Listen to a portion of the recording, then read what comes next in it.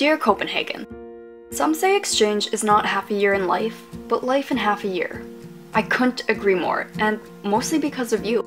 I still remember my arrival. I was so overwhelmed, and the Wi-Fi sucked. I was panicking because my suitcase was still stuck in Canada, and meanwhile I was trying to act calm as I met my exchange mentors who picked me up from the airport.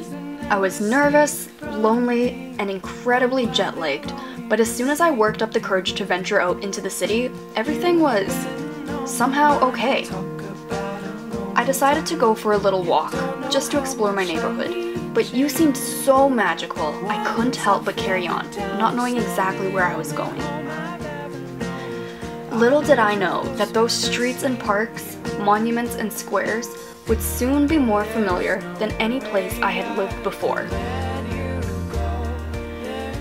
You brought me to some amazing people who added so much laughter into my life. You allowed us to bond over your architecture, markets, and impossibly delightful discoveries around every corner. You watched out for us when we biked home at 2 a.m. You soaked us in afternoon sunshine while we napped in the grass. You made us feel like we had somehow known each other forever. You made us feel at home. You allowed me to become more myself than I even knew was possible.